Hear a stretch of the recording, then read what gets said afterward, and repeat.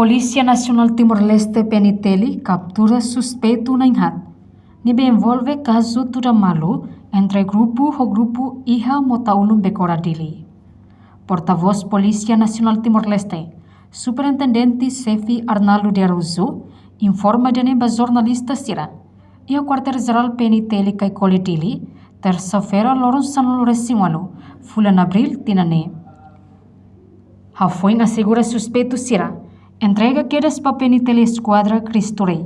Rodi halo detenção durante horas 24, no continua halo investigação. Além de cara suspeito será, polícia mos assegura evidência, katana, tudo besi no becicano. Dia 16 de abril, horas 21 horas, acontece tudo mal e a área Cristo Rei, resulta uma ida, careta ida reta estrada. A polícia consegue capturar suspeito no entorno, foi evidências nessa katana, turi, besi, ou becicano, e o de halo continua o processo. Suspeito agora e ela esquadra Cristo Rei, e tem gata que tem um barak, processo de investigação, encaminhado na Bahia, Ministério Público. Motivo, cara?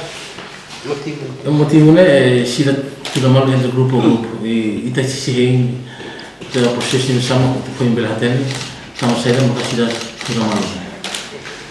Acto crime nebe entre grupo Korka no arte rituais situ-hitu, no Kera Sakti, iha acontecimento ne.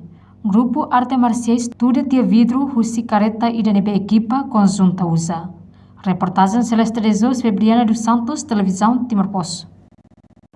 Janela informação by Emma Hotu. Atuheta informação atual diakliu kita haluha. Haneham botão subscribe, like, halo comentário no Fahid Tutang ba media sosial Hotu.